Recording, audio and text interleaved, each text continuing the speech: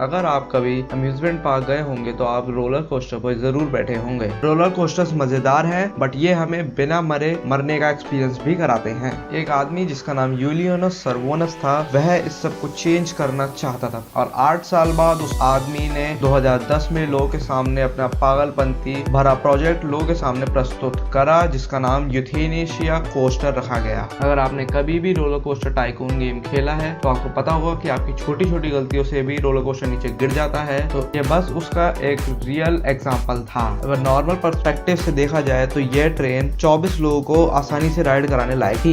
इस प्लान के अनुसार जब लोग इस ट्रेन पर चढ़ जाते थे तो फिर यह ट्रेन 510 मीटर की ऊंचाई पर जाती थी। ऐसा करने के लिए इस ट्रेन को करीब करीब 2 मिनट का समय लग भी जाता। अगर आप इसकी हाइट का अनुमान लगाना चाहते हैं तो हम आपको ये बता दें कि आज तक का सबसे बड़ा रोलर कोस्टर भी 139 मीटर का है, जो कि न्यू जर्सी अमेरिका में है। और यूथेनेशिया कोस्टर इससे करीब 3 गुना से भी ज्यादा बड़ा होगा और यह वर्ल्ड ट्रेड सेंटर से भी कुछ ही मीटर छोटा होता, जो कि न्यूयॉर्क की सबसे ज्यादा ऊंची बिल्डिंग थी। और ऊपर जाने में लोगों को जितना समय लगता था उतने में वे ये सोच सकते थे कि उन्हें आगे जाना है या फिर नहीं। जैसे जैसे रोलर कोस्टर की हाइट बढ़ती जाती वैसे वैसे बिल्डिंग्स और गाड़ियां छोटे लगने लगती। यह एक बहुत ही भयानक एक्सपीरियंस हो जाता लोगों के लिए और लोगों को पता होता था कि नीचे गिरते ही उनकी जान चली जाएगी, इसलिए कई लोग इस पे बीच में ही मना कर देते थे। और जब ये ट्रेन पूरी तरह ऊपर टॉप पे पहुंचती थी तो लोग ये तय कर सकते थे कि उन्हें आगे जाना है या फिर नहीं। इसके बाद ट्रेन पर बैठे हर इंसान को एक बटन दबाना पड़ता था जिसमें वह ये कमिट करते कि उन्हें आगे जाना है। और जब ये ट्रेन नीचे गिरने लगती थी तो इसकी स्पीड 360 किलोमीटर प्रति घंटा तक हो जाती। 510 मीटर गिरने के बाद यह ट्रेन फ्लैट सरफेस पे चलने लगती थी। उसके बाद पहला घुमाव आ जाता था, जो कि 7 में से एक चक्र था और यह ही ट्रेन का सबसे डेडली पार्ट होता था। और ऐसा करते करते यह ट्रेन 7 घुमावों से गुजरती और हर घुमाव धीरे धीरे छोटा और छोटा होता जाता। और इस 60 सेकेंड्स के एक्सपीरियंस में लोगों पर 10 G's ऑफ फोर्स भी लगता था। और इतने फोर्स को समझने के लिए आपको ये जानना जरूरी है कि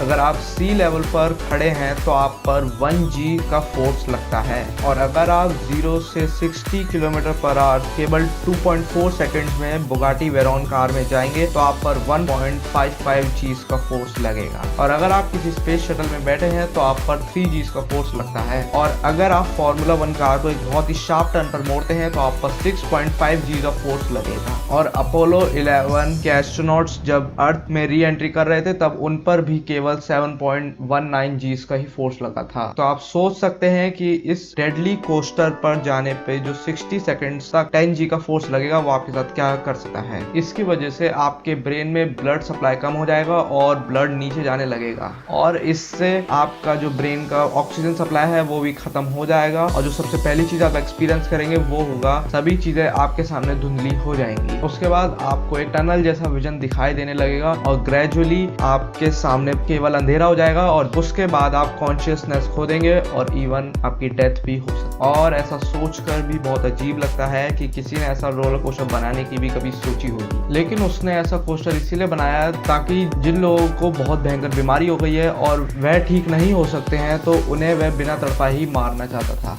पर एक्सेप्शनली कुछ लोग इसमें सर्वाइव भी कर सकते थे, पर लेकिन उनके लिए ये राइड उनकी लाइफ की सबसे डेंजरस मूवमेंट भी हो सका है। पर आज तक ऐसा कुछ भी नहीं बना है। यूथेनेशिया कोस्टर केवल एक कंसेप्ट ही बना रहे और इसे केवल कॉन्सेप्ट ही रहना चाहिए।